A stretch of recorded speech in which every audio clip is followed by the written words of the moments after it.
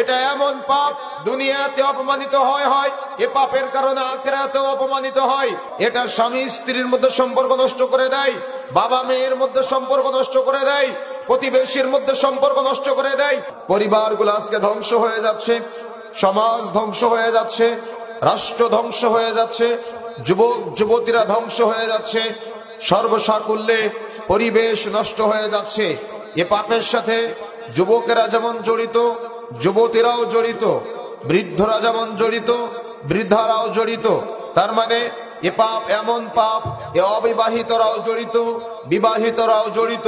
তার মানে এই পরকিয়া, জেনা, ব্যভিচার, অবৈধ সম্পর্কের সাথে আজকে আমাদের সমাজের অধিকাংশ মানুষই সম্পৃক্ত। রাসূলুল্লাহ সাল্লাল্লাহু আলাইহি ওয়াসাল্লাম বলেছেন, কিয়ামতের আগে এমন একটা সময় আসবে যখন মানুষ সকালে বের হবে ঈমান নিয়ে, কিন্তু রাত্রে বাড়িতে ফিরবে ঈমান ছাড়া। রাতে বাড়িতে বের হবে ঈমান নিয়ে, আবার সকালে বাড়িতে প্রবেশ করবে ঈমান ছাড়া।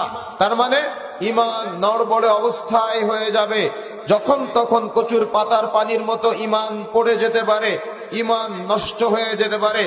বন্ধুরা আমার, এই জন্য সমাজ যে ধ্বংস হয়ে যাচ্ছে, সমাজের মানুষ আজকে ধ্বংসের অতল গহ্বরে নিমজ্জিত হচ্ছে। কেন আজকে আমাদের সমাজ এত জাহালতের অতল